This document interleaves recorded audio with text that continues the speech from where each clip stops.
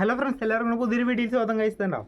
നമ്മളിന്നൊരു watch കണ്ടിട്ട് ഉണ്ടാക്കുമ്പോൾ ഇതെങ്ങനെ വർക്ക് ചെയ്യണമെന്ന് വെച്ചാൽ നമ്മൾ ഇവിടെ കണ്ടോ, ഇവിടെ പിടിച്ച് വലിക്കുമ്പോൾ നമുക്കിങ്ങനെ റീലോഡ് ചെയ്യാൻ പറ്റും.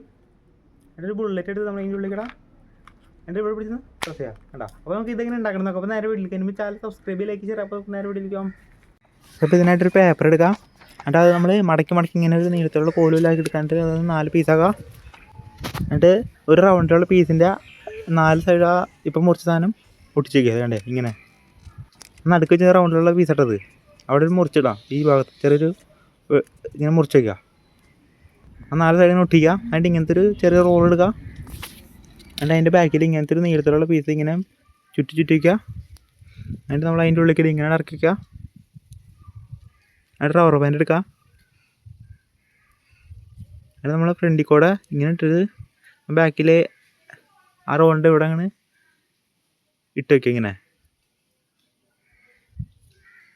എന്നിട്ട് ഇത് വലിച്ചത് ഇവിടെ കണ്ട ചെയ്യണത് ഇതിങ്ങനെ കയറ്റി വയ്ക്കുക.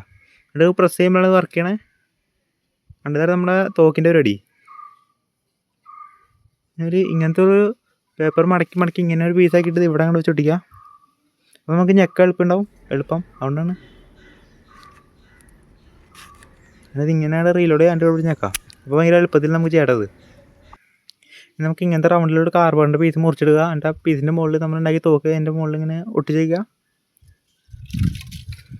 എന്നിട്ട് അതിൻ്റെ ചുറ്റും ഇങ്ങനെ ഒരു പീസ് ഇങ്ങനെ റൗണ്ടിൽ ഇങ്ങനെ ഒട്ടിച്ച് വയ്ക്കുക. ഇങ്ങനെ അപ്പോൾ അത് ഒട്ടിച്ചിട്ട് അതിൻ്റെ മുകളിൽ വേറൊരു പീസ് വെച്ച് ഒട്ടിക്കുക. ഇങ്ങനത്തെ ഒരു പീസ് ഒട്ടിക്കുക. എന്നിട്ട് പകുതി ഇങ്ങനെ മുറിച്ച് വയ്ക്കണം. നമ്മൾ ഞെക്കാൻ ഉള്ള സ്ഥലം വിട്ടിട്ട് പൊട്ടിച്ചെടുത്തിട്ടുണ്ട്. എന്നിട്ട് റീലോഡ് ചെയ്യുക. എന്നിട്ട് ഞെക്കുക. സംഭവം വർക്ക് ചെയ്യാൻ കേട്ടോ.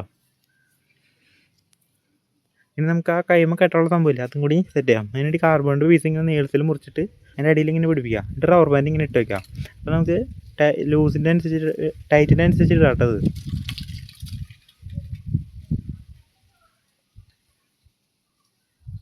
എന്നിട്ട് നമ്മുടെ കയ്യിലേക്ക് ഇങ്ങനെ ഇടാം.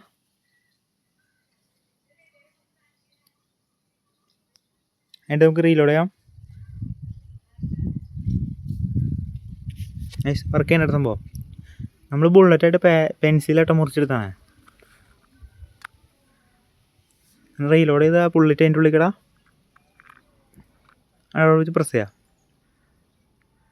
ഈ സംഭവം ബുള്ളറ്റ് വർക്ക് ചെയ്യാൻ കേട്ടോ. അത്യാവശ്യം പവറൊക്കെ ഉണ്ട് കേട്ടോ.